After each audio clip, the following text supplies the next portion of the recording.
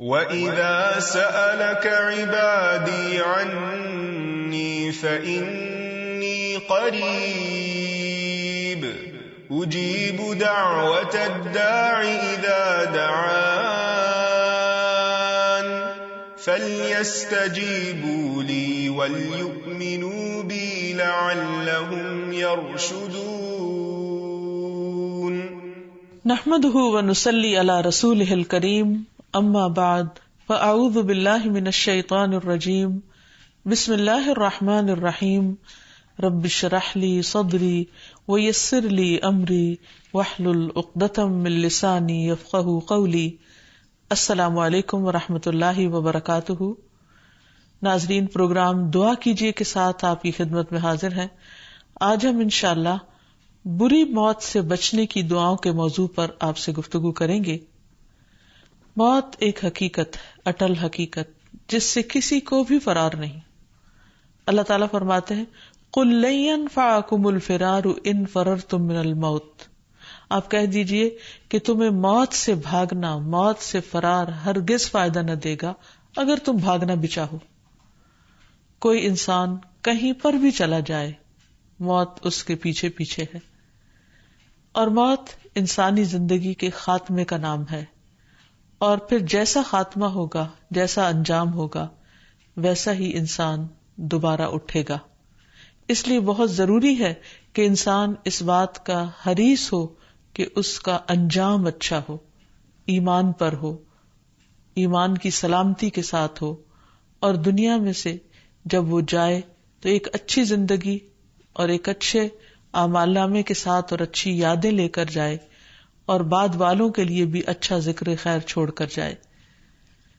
اس لیے بہت ضروری ہے کہ ہم وہ دعائیں بھی جانیں اور عملی طریقے بھی کہ جن سے ہمارا خاتمہ اچھا ہو.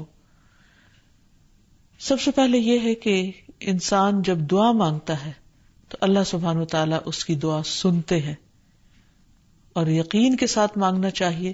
جیسے کہ بدر کے میدان میں اہل ایمان نے دعائیں کی تھیں تو اللہ سبحانہ وتعالیٰ نے ان کی فریادیں سن لی. قرآن مجید میں آتا ہے اذ تستغیثون ربکم فاستجاب لکم انی ممدکم بألف من الملائکۃ مردفین.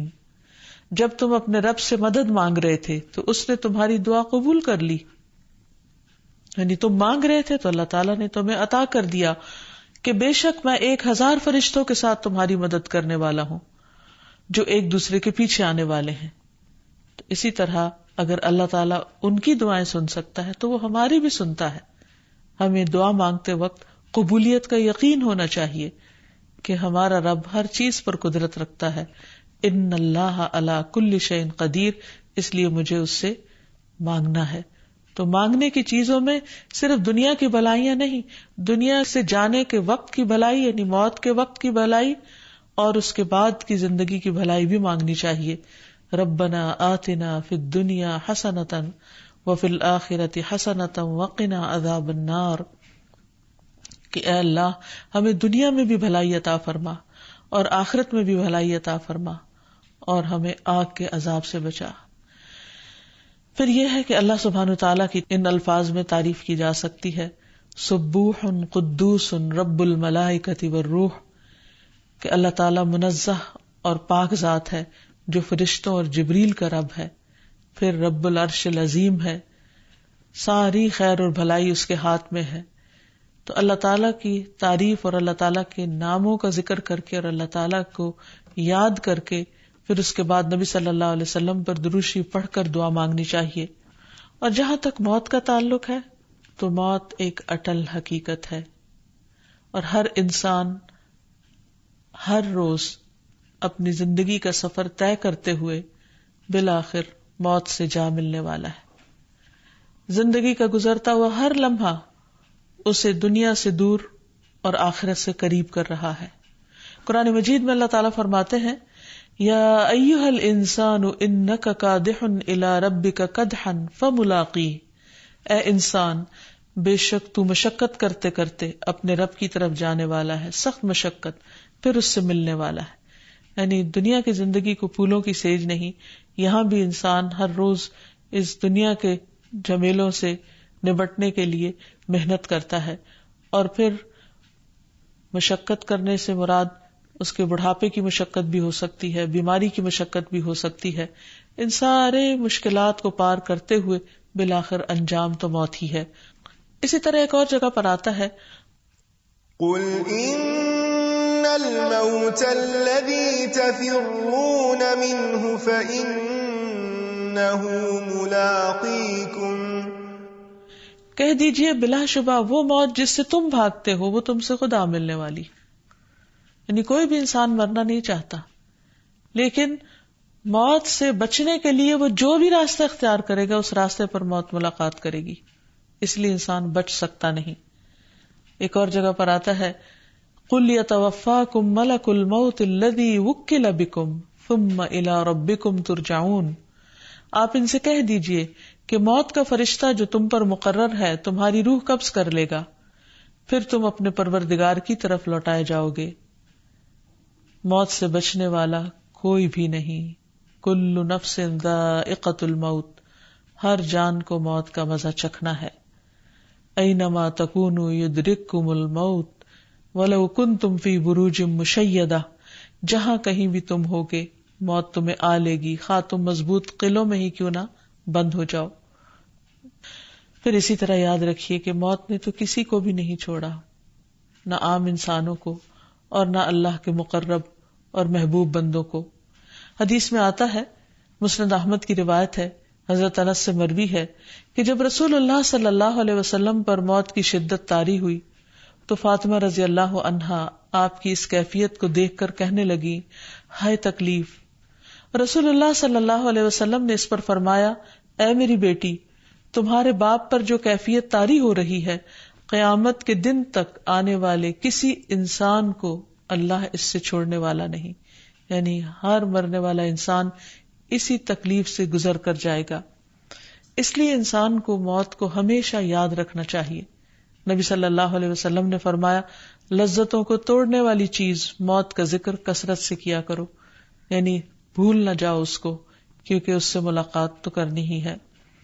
آپ صلی اللہ علیہ وسلم نے یہ بھی فرمایا کہ اپنی نماز میں موت کو یاد کرو، کیونکہ جب آدمی نماز میں موت کو یاد کرتا ہے تو ممکن ہے کہ وہ اپنی نماز کو اچھے طریقے سے ادا کرے اور اس آدمی کی طرح نماز پڑھو جسے اس موقع کے بعد نماز پڑھنے کا گمان نہیں ہوتا. یعنی یوں سمجھو کہ یہ تمہاری آخری نماز ہے، اور ایک دن تو آخری ہوگی ہی. اس لیے انسان نماز کو بہتر بنانے کے لیے بھی اپنی موت کو یاد رکھے. تو اس سے یہ پتہ چلتا ہے کہ موت تو بہرحال آنی ہی آنی ہے، لیکن موت اچھی کیسے ہو اور بری موت سے کس طرح بچا جائے. تو سب سے پہلے تو ہم یہ دیکھیں گے کہ بری موت کے اسباب کیا ہیں، وہ کیا کام ہیں جن کی وجہ سے انسان کو بری موت کا سامنا کرنا پڑے گا. سب سے پہلی بات اللہ کا انکار، اللہ سے کفر کرنا. قرآن مجید میں آتا ہے، وَلَوْ تَرَىٰ إِذْ يَتَوَفَّى الَّذِينَ كَفَرُوا الْمَلَائِكَةُ يَضْرِبُونَ وُجُوهَهُمْ وَأَدْبَارَهُمْ وَذُوقُوا عَذَابَ الْحَرِيقِ. کاش آپ اس حالت کو دیکھتے جب فرشتے کافروں کی روحیں قبض کر رہے تھے تو ان کے چہرے اور ان کی پشتوں پر ضربے لگاتے تھے اور کہتے تھے کہ اب جلانے والے عذاب کا مزہ چکھو. یعنی کفر کی حالت میں جب انسان مرتا ہے تو موت کے فرشتے آ کر مرنے والے کی پٹائی کرتے ہیں اور اس کو مارتے ہیں. حدیث میں آتا ہے کہ جب کوئی کافر شخص دنیا سے رخصتی اور سفر آخرت کے قریب ہوتا ہے تو اس کے پاس آسمان سے سیاہ چہروں والے فرشتے اتر کر آتے ہیں جن کے پاس ٹاٹ ہوتے ہیں، یعنی بوری ہوتی ہے، اور وہ حد نگاہ بیٹھ جاتے ہیں. پھر ملک الموت اس کے سرہانے بیٹھ جاتے ہیں اور اس سے کہتے ہیں کہ اے نفس خبیثہ، اللہ کی ناراضگی اور غصے کی طرف چل. یہ سن کر اس کی روح جسم میں دوڑنے لگتی ہے اور ملک الموت اسے جسم سے اس طرح کھینچتے ہیں جیسے گیلی اون سے سیخ کھینچی جاتی ہے اور اسے پکڑ لیتے ہیں. فرشتے ایک پلک جھپکنے کی مقدار میں بھی اسے ہاتھ سے نہیں چھوڑتے اور ٹاٹ میں لپیٹ لیتے ہیں. اسی طرح کفر کے علاوہ شرک پر خاتمہ ہونا، پھر اللہ اور اس کے رسول صلی اللہ علیہ وسلم کی مخالفت کرنا، ان کی نافرمانی کرنا، یہ انسان کے لیے بری موت کا سبب بنتا ہے. پھر نبی صلی اللہ علیہ وسلم کا مذاق اڑانا، پھر دین سے پھر جانا، مرتد ہو جانا، اللہ اور اس کے رسول صلی اللہ علیہ وسلم کا انکار کر دینا، پھر اللہ تعالیٰ کی ناراضگی کے کام کرنا. قرآن مجید میں آتا ہے فَكَيْفَ إِذَا تَوَفَّتْهُمُ الْمَلَائِكَةُ يَضْرِبُونَ وُجُوهَهُمْ وَأَدْبَارَهُمْ ذَلِكَ بِأَنَّهُمُ اتَّبَعُوا مَا أَسْخَطَ اللَّهَ وَكَرِهُوا رِضْوَانَهُ فَأَحْبَطَ أَعْمَالَهُمْ. پھر اس وقت ان کا حال کیا ہوگا جب فرشتے ان کی روح قبض کریں گے تو ان کے چہروں اور پیٹھوں پر مار رہے ہوں گے. یہ اس لیے کہ وہ ایسی بات کے پیچھے لگ گئے جس نے اللہ کو ناراض کر دیا، یعنی ایسے کام کرنے لگے جو اللہ تعالیٰ کی ناراضگی کا سبب بنے، اور اس کی رضا اختیار کرنا پسند نہ کیا تو اللہ نے ان کے سب اعمال ضائع کر دیے. پھر اسی طرح اللہ تعالیٰ کی نافرمانی میں دن رات گزارنا، یہ بھی انسان کے لیے بری موت کا سبب بنتا ہے. اللہ تعالیٰ کے حرام کردہ کاموں کا ارتکاب کرنا. رسول اللہ صلی اللہ علیہ وسلم نے فرمایا اس امت کے لوگوں پر زمین میں دھنسانے، شکلیں مسخ ہونے اور آسمان سے پتھروں کی بارش برسنے کا عذاب آئے گا، یعنی یہ اللہ تعالیٰ کی نافرمانیوں کی وجہ سے ہی ہوگا. پھر اسی طرح دنیا میں مگن ہو جانا اور آخرت کو بھول جانا. نبی صلی اللہ علیہ وسلم نے فرمایا جو اپنے غموں کو ایک ہی غم بنا لے اور وہ آخرت کا غم ہو تو اللہ تعالیٰ دنیا کے غموں سے اسے کفایت کرے گا، اور جس کو پریشانیاں ادھر ادھر بھٹکا کر لے جائیں اللہ تعالیٰ اس کی پرواہ نہیں کرے گا کہ دنیا کی کس وادی میں ہلاک ہوتا ہے. تو اس سے بھی پتہ چلتا ہے کہ اگر انسان آخرت کی فکر کرتا رہے تو انشاءاللہ خاتمہ بخیر ہوگا. پھر اسی طرح بے صبری کرتے ہوئے خودکشی کر لینا. خودکشی کسی بھی طریقے سے کی جائے وہ بری موت ہے. رسول اللہ صلی اللہ علیہ وسلم نے فرمایا پہلے زمانے میں ایک شخص کے ہاتھ میں زخم ہو گیا تھا اور اسے اس سے بڑی تکلیف تھی، آخر اس نے چھری سے اپنا ہاتھ کاٹ لیا.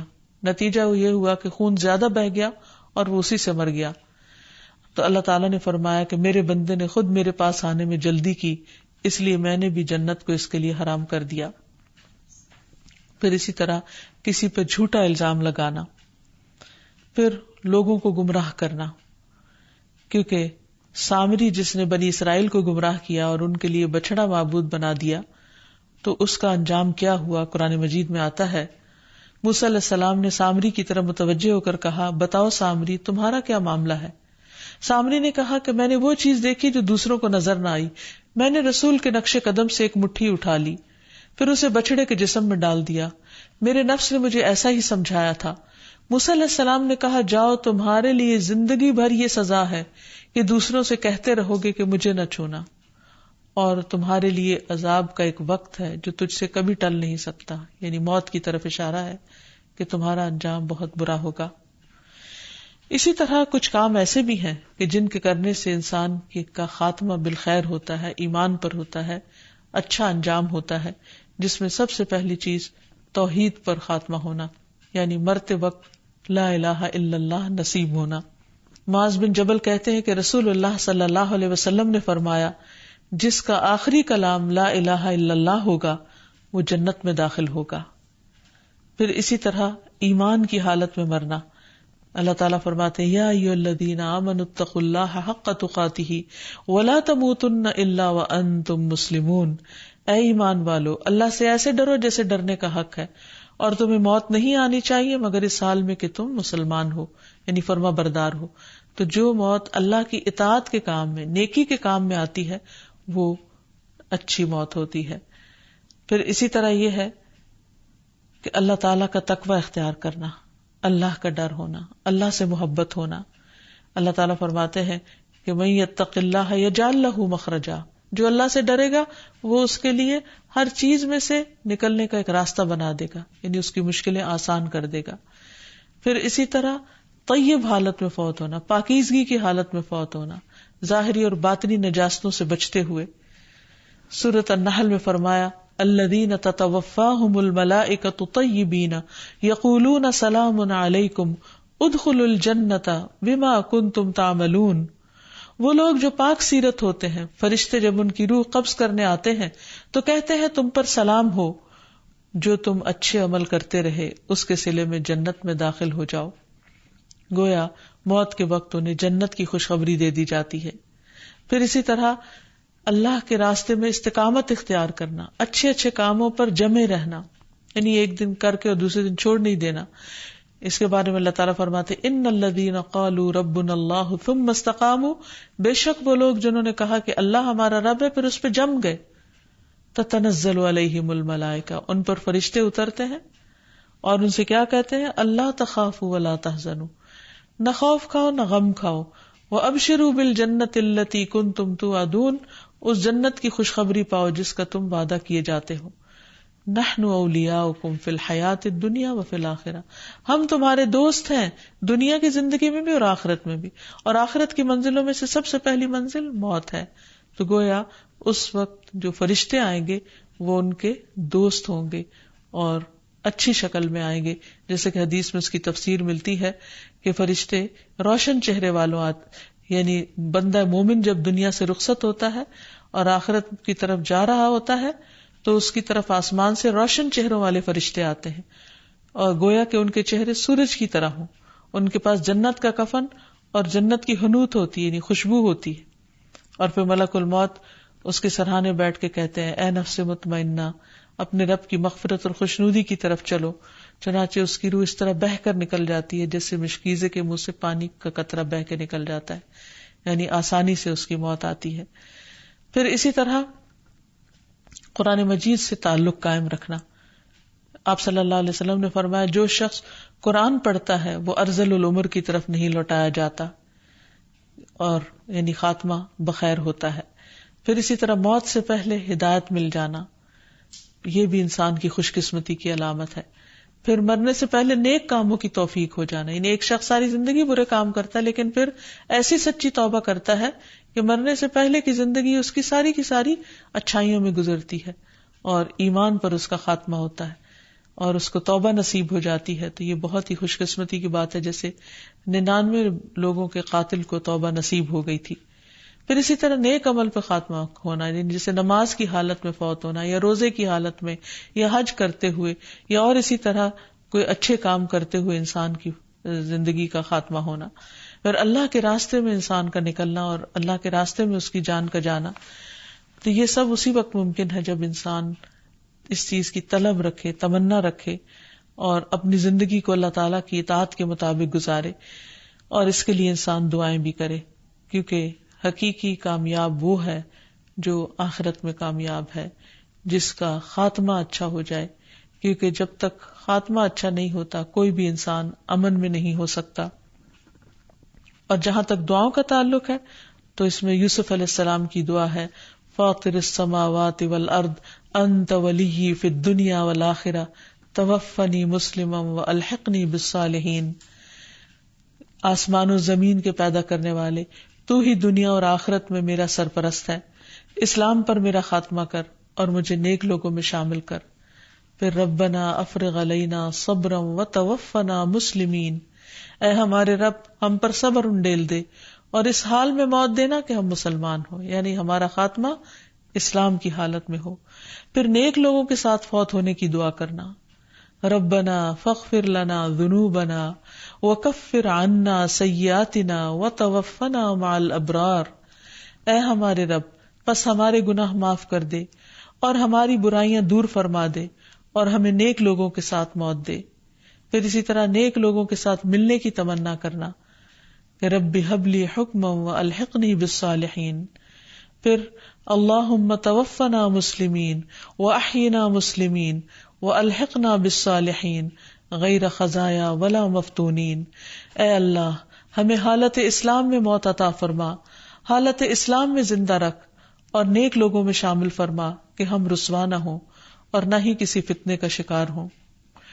پھر عافیت کی دعا کرنا، اللہم انی اسألک المعافاة فی الدنیا والآخرہ، اے اللہ میں آپ سے دنیا اور آخرت میں عافیت مانگتا ہوں۔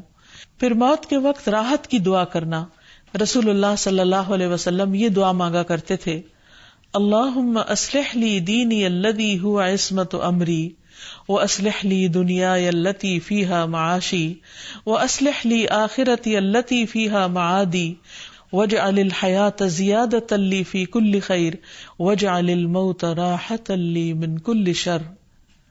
اے اللہ میرے دین کو درست فرما جو میرے تمام معاملات کا محافظ ہے، میری دنیا کو درست فرما جس میں میرا معاش ہے، میری آخرت کو درست فرما جس میں میرا لوٹنا ہے، میری زندگی کو ہر بھلائی میں میرے لیے زیادتی کا باعث بنا دے، اور موت کو میرے لیے ہر شر سے راحت کا ذریعہ بنا دے۔ اور پھر یہ کہ رسول اللہ صلی اللہ علیہ وسلم نماز کے آخر میں یہ دعا بھی پڑھا کرتے تھے سلام سے پہلے، اللہم انی اعوذ بک من الجبن واعوذ بک من ان ارد الی ارذل العمر واعوذ بک من فتنۃ الدنیا واعوذ بک من عذاب القبر۔ اے اللہ میں تیری پناہ مانگتا ہوں بزدلی سے، اور میں تیری پناہ مانگتا ہوں اس سے کہ میں رذیل عمر یعنی بڑھاپے میں پہنچا دیا جاؤں، اور میں تیری پناہ مانگتا ہوں دنیا کی آزمائش سے، اور میں تیری پناہ مانگتا ہوں عذاب قبر سے۔ اسی طرح رسول اللہ صلی اللہ علیہ وسلم موت کے وقت شیطان کے غلبے اور شیطان کے بہکاوے سے بھی پناہ مانگا کرتے تھے۔